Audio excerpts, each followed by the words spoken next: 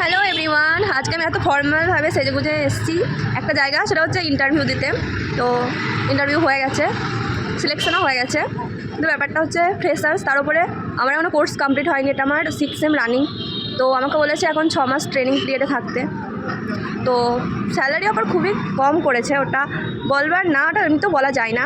তো প্রথম যেহেতু অ্যাকসেপ্ট করে নিতে হবে, আর আমি একা আসিনি, আমার সাথে আমার বান্ধবী এসছে, দুজনেই এসছিলাম, ঠিক আছে। তো এখন হয়ে গেছে, ও এখন ঘর যাবে, ওর ওখানে বাস ধরতে হবে। ও মেসে থাকে, আমিও মেসে থাকি, কিন্তু আমাকে কিছু ধরতে হবে না, আমি হাঁটতে হাঁটতে চলে যেতে পারবো, কিন্তু ওকে এখন বাস ধরতে হবে। তো চলো, ও এখন বাস ধরুক। আর ওর মুখটা দেখাতেই চাইছে না, কারণ ও বলছে ওকে নাকি দেখতে খুব বাজে লাগছে। আর আমাকে তাহলে কি লাগছে, আমাকে তো পুরো কালো লাগছে, কালোই আমি। দেখো মুখটা, এই যে তারপর আবার রোদ পড়ে গেছে। এই যে এখান থেকে ও বাস ধরবে, ও হেঁটে হেঁটে চলে এসেছে আমার সাথে অনেকটা। এবার আমি ওকে মনে করে দিলাম যে তোকে তো বাস ধরতে হবে, বাসে উঠে যা, দাঁড়িয়ে আছে এখানে আসছে। আর এই যিনি দাঁড়িয়ে আছেন উনি লজ্জা পেয়ে গেছেন। এত অবধি থাক, টাটা, বাই বাই।